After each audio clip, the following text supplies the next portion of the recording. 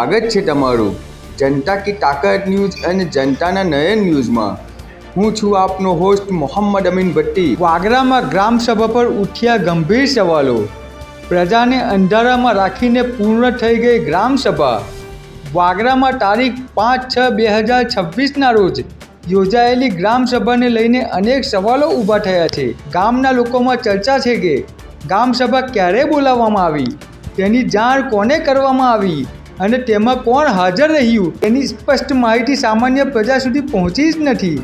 ગ્રામસભા એ ગામની સંસદ કહેવાય છે, જ્યાં ગામના વિકાસ, સરકારી યોજનાઓ, ખર્ચ અને જનહિતના મુદ્દાઓ પર ચર્ચા થવી જોઈએ। પરંતુ વાગરાની પ્રજા આજે પણ પૂછે છે કે આ ગ્રામસભામાં ખરેખર શું થયું।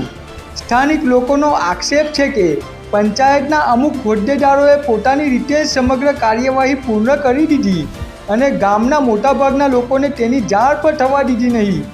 જો આક્ષેપોમાં સત્ય હશે તો આ માત્ર બેદરકારી નહીં, પરંતુ લોકશાહીની ભાવનાની અવગણના ગણાશે। સવાલ એ પણ છે કે ગ્રામસભામાં કયા વિકાસ કામોને મંજૂરી આપવામાં આવી, કયા ઠરાવો પસાર કરવામાં આવ્યા, ગામના ભવિષ્યને અસર કરતા કયા નિર્ણયો લેવામાં આવ્યા। આ બધું હજુ પણ રહસ્ય બની રહ્યું છે। પ્રજાના પૈસાથી ચાલતી પંચાયત જો પ્રજાથી જ દૂર થઈ જાય તો પછી જવાબદારી કોની, પારદર્શિતા ક્યાં છે અને પ્રજાના અવાજનું સ્થાન ક્યાં છે?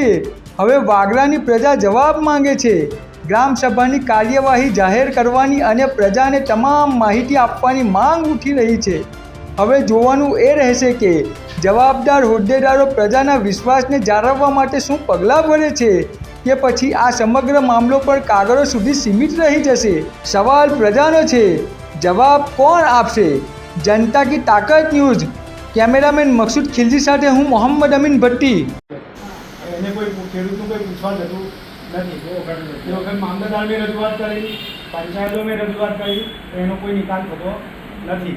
હવે તમારી પ્રી મોન્સૂન કામગીરી ચાલતી હોય તો રોડની આજુબાજુની ગટરો એવી ખોદી નાખો કે પાણી ખેડૂતોના નીકળ જાય। કેવી રીતનું કાઢવું એ તમારો વિષય અને તમારું મેનેજમેન્ટ કેવી બાજુ કાઢવું એ તમારે જોવાનું।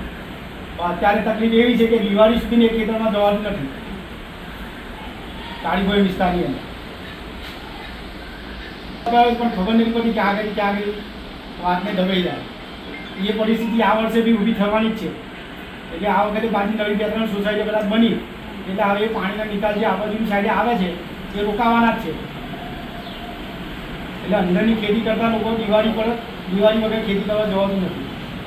એટલે યોગ્ય નિકાલ આ પ્રી મોન્સૂન કામગીરીમાં થઈ જાય એ તમે જોડાઈ લો। બીજું ઓળાવાળા રસ્તા ઉપર